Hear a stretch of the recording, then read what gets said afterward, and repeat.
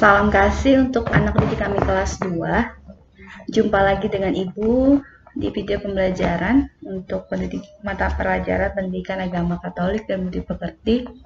Hari ini anak-anak kita akan belajar tentang temanya adalah beriman berarti berbuat demi Allah.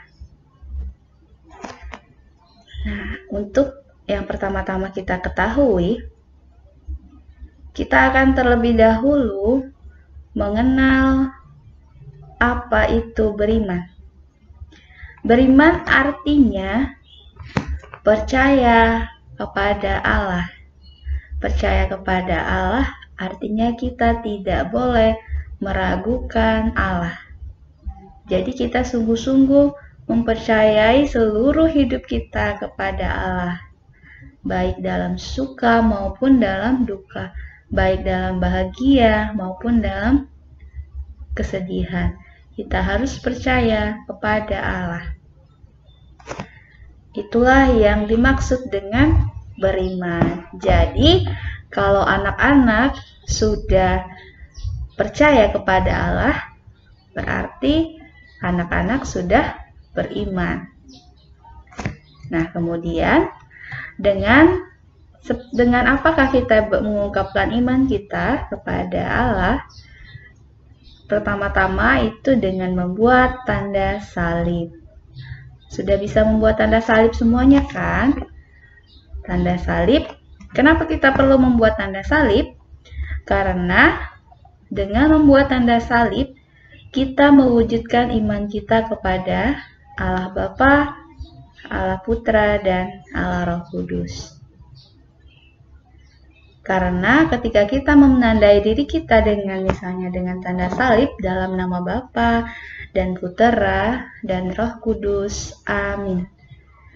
Tangan kanan, ingat ya, yang digunakan adalah tangan kanan ketika membuat tanda salib.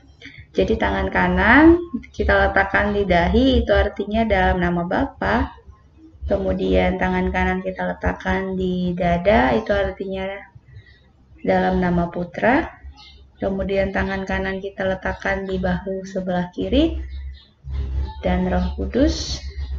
Kemudian tangan kanan kita letakkan di bahu sebelah kanan, artinya amin. Amin itu artinya percaya. Anak-anak juga bisa lihat di gambar ini sikap doa yang baik ya. Ketika akan membuat tanda salib, tangan terlebih dahulu dilipat, kemudian tangan kanan diletakkan di dahi, tangan kanan diletakkan di dada, tangan kanan diletakkan bahu kiri, tangan kanan diletakkan di bahu kanan, dan ditutup kembali dengan mata dipejamkan. Maka kita mulai untuk berdoa. Begininya cara membuat tanda salib yang baik dan benar. Jadi gunakan semua jari ya, bukan begini. Kalau begini ini masih salah. Jadi gunakan semua jarinya ketika menandai diri kita dengan tanda salib ya. Jadi bisa dipahami ya cara membuat tanda salib yang baik dan benar. Nah, kemudian selanjutnya kita akan melihat di sini mengapa perlu membuat tanda salib. Nah, yang pertama, jadi ada alasan mengapa kita perlu membuat tanda salib di dalam diri kita. Yang pertama adalah karena salib menunjukkan kasih Allah yang terbesar. Kenapa bisa kasih Allah yang terbesar? Karena Ia menyerahkan nyawanya. Nyawanya itu artinya hidupnya bagi kita, supaya kita selamat. Itu bisa dibaca di dalam, nanti anak-anak bisa buka kitab bersama dengan orang tuanya. Silakan baca Yohanes bab 15 ayat 13. Itu alasan yang pertama kenapa kita perlu membuat tanda salib. Kemudian yang kedua, kenapa kita perlu membuat tanda salib? Agar kita dapat diselamatkan dan memperoleh hidup yang kekal. Ini juga bisa dibaca di dalam Yohanes bab 3 ayat 16. Jadi kalau kita ingin selamat dan memperoleh hidup yang kekal bersama dengan Allah di surga, maka kita harus membuat tanda salib. Yang ketiga, Alasannya kenapa kita perlu membuat tanda salib? Salib merupakan kemenangan Kristus atas dosa dan maut. Artinya dengan salib Yesus menang atas dosa dan kematian. Sehingga pada hari ketiga Yesus mengalami yang namanya kebangkitan yang kita rayakan pada hari raya Paskah. Kenapa? Ini alasan ketiga kenapa kita perlu membuat tanda salib. Kemudian alasan yang selanjutnya itu adalah karena tanda yang harus kita bawa kemanapun sebagai tanda yang mengingatkan kita kepada salib Kristus yang menyelamatkan kita. Jadi kemanapun kita pergi, apapun yang akan kita lakukan, tanda salib harus kita bawa supaya mengingatkan kita kepada Kristus yang sudah berkorban di kayu salib untuk menyelamatkan kita dari dosa. Nah, yang terakhir, kenapa kita perlu membuat tanda salib? Dengan tanda salib, tubuh ini ya, badan kita ini telah dimaterai. Dimaterai itu artinya ditandai dan disucikan oleh Allah. Jadi kita ditandai oleh Allah dan dibersihkan oleh Allah dari dosa. Inilah alasan-alasan kenapa kita perlu membuat tanda salib. Nah, kemudian yang selanjutnya kita akan melihat makna penempatan tanda salib.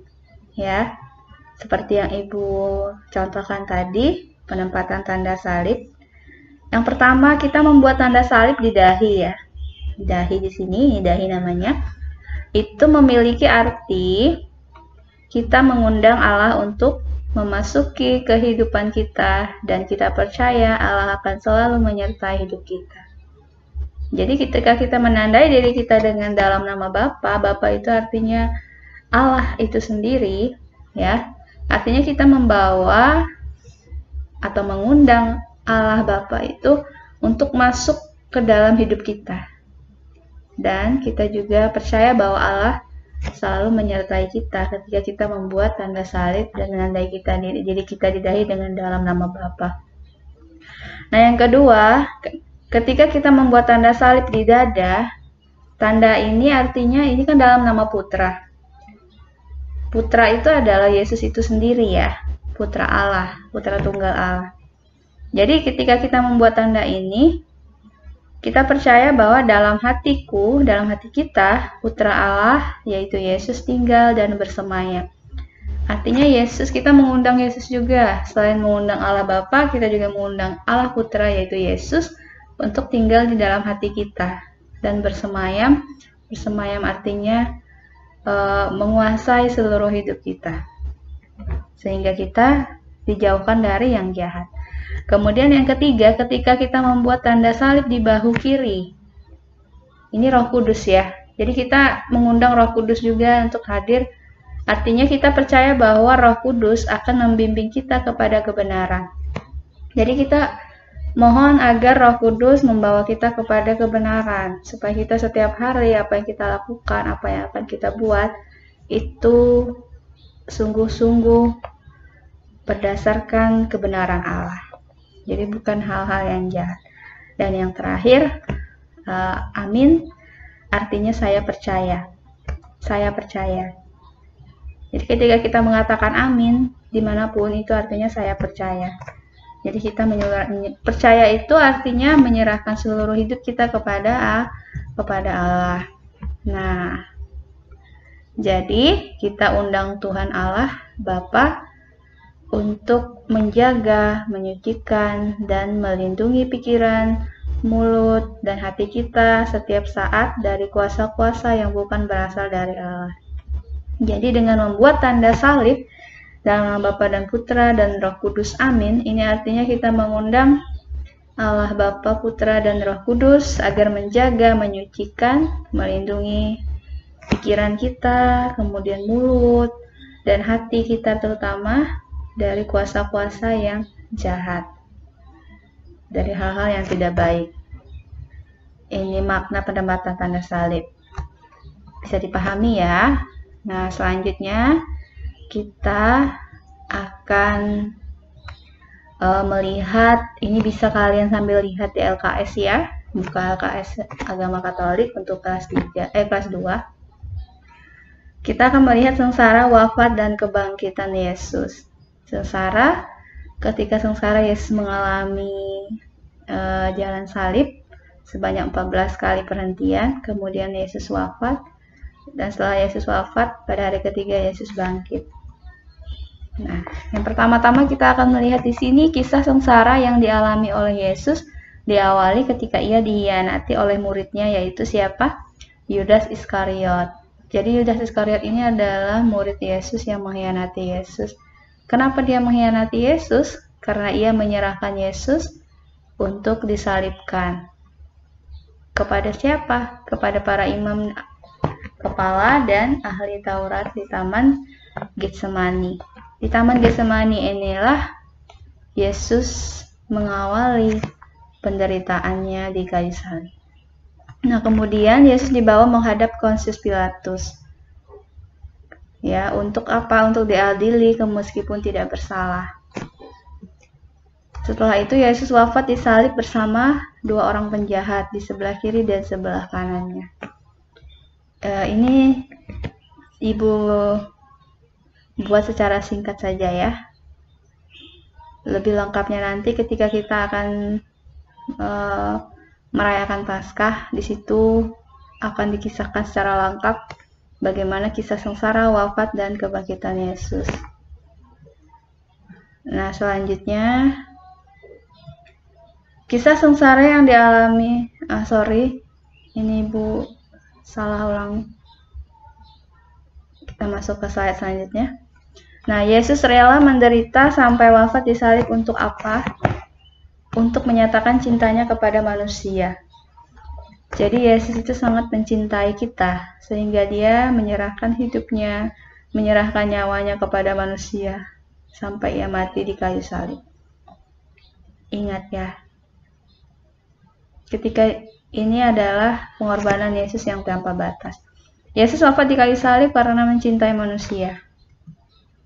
Dan Yesus wafat di kayu salib untuk menebus dosa manusia. Jadi sebenarnya yang membuat Yesus itu wafat di kayu salib itu karena dosa yang kita buat.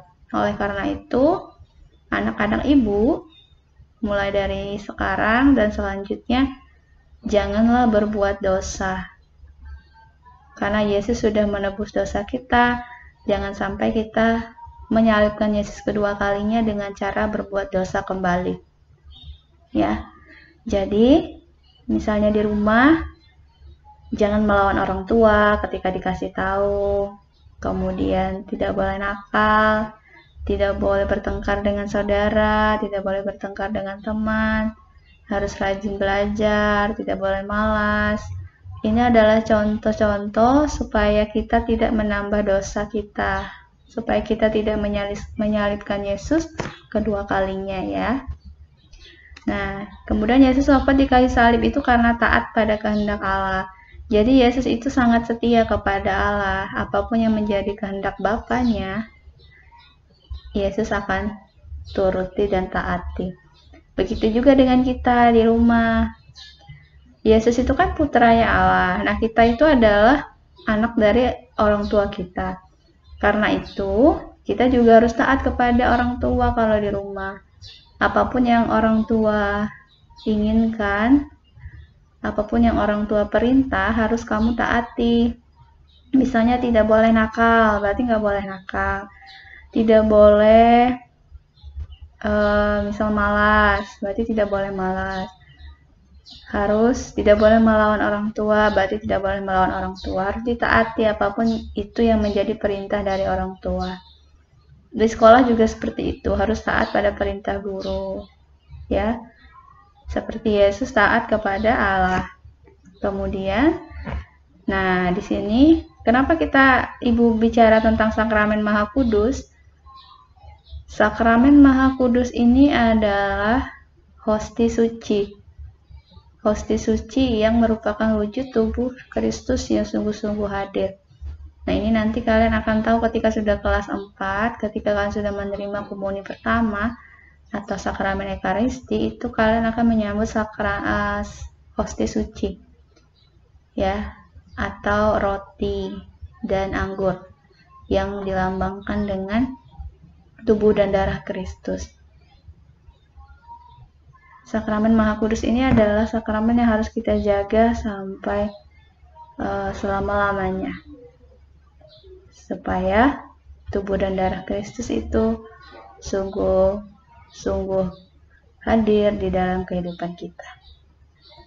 Nanti kita akan melihat bagaimana perjuangan seorang santo memperjuangkan sakramen Maha Kudus ini, sehingga ia rela mengorbankan nyawanya. Ya. Nah, sekarang kita akan melihat kembali. Ini ada kisah tentang Santo Tarsisius. Nah, kalau anak-anak belum tahu siapa itu Santo Tarsisius, mari kita belajar di sini dan sambil melihat di LKS itu ada ceritanya ya. Di sini Ibu hanya merangkum singkatnya saja tentang Santo Tarsisius. Jadi Santo Tarsisius adalah seorang santo. Ya, Tarsisius itu adalah seorang santo. Meskipun masih kecil, ia berani mempertahankan hostia suci dari tangan orang-orang yang tidak percaya kepada Yesus.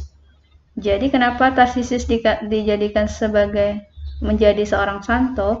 Karena ia rela mati mempertahankan hostia suci, yaitu tubuh dan darah Kristus, dari tangan orang-orang yang tidak percaya kepada Yesus.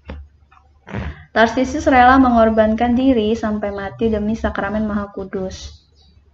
Ya. Demi menjaga sakramen Maha Kudus itu, Tarsisius rela mengorbankan diri sampai mati. Padahal dia masih kecil. Tapi dia sudah tahu arti begitu pentingnya sakramen Maha Kudus baginya.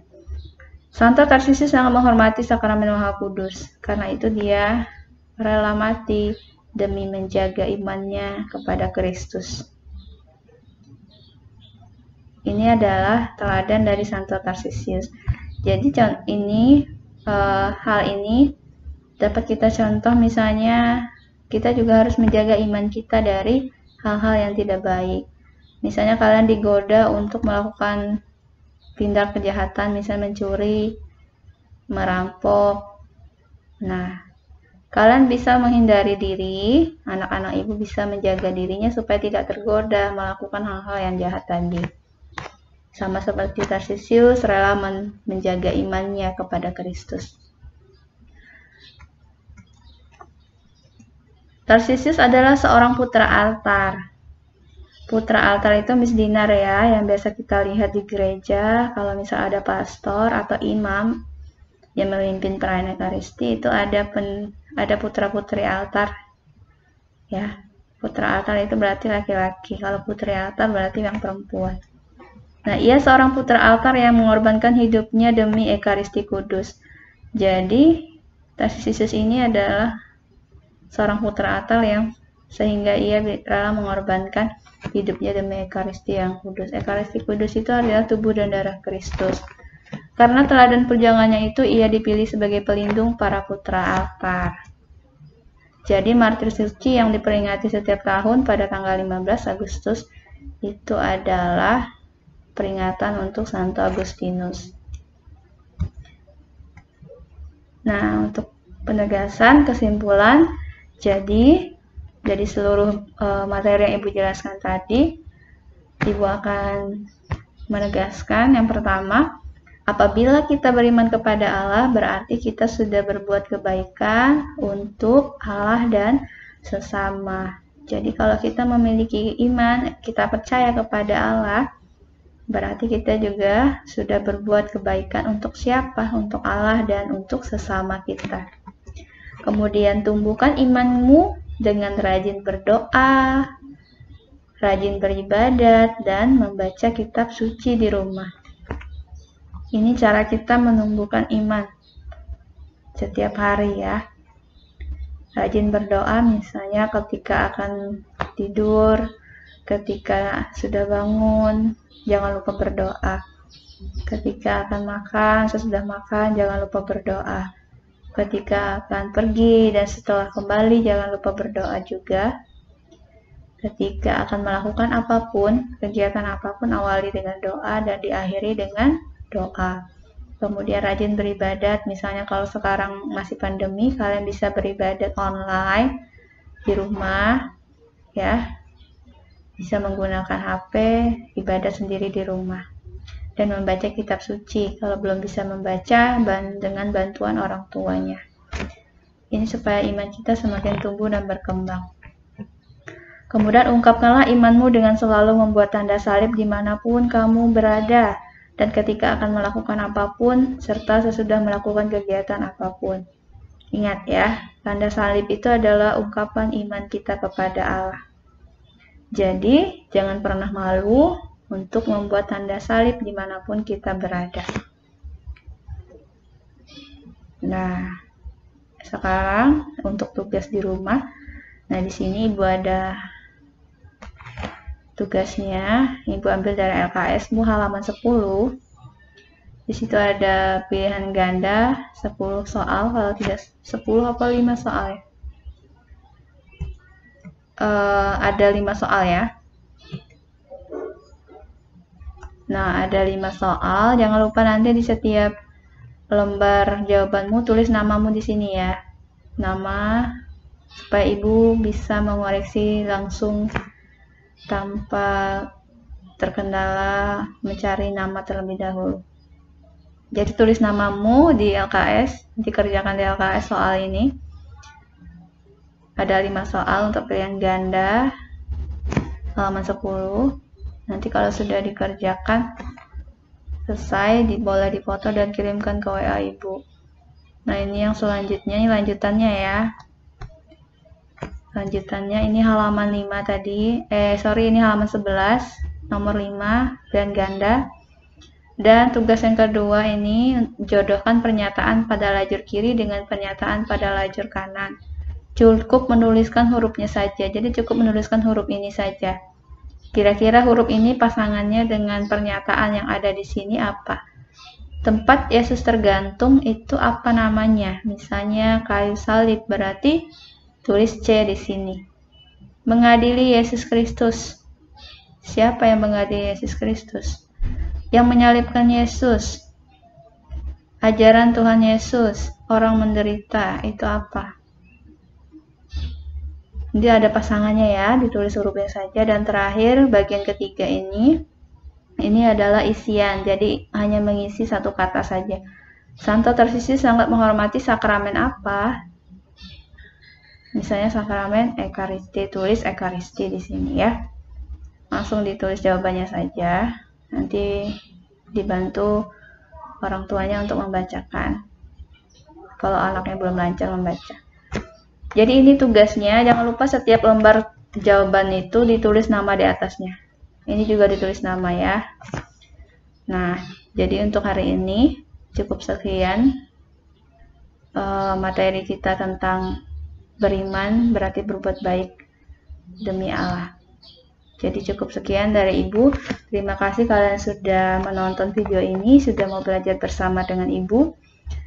Dan Ibu harap kalian tetap semangat dan juga tetap menjaga kesehatan sehingga kita bisa selalu memuliakan Allah. Terima kasih, Tuhan Yesus memberkati. Amin.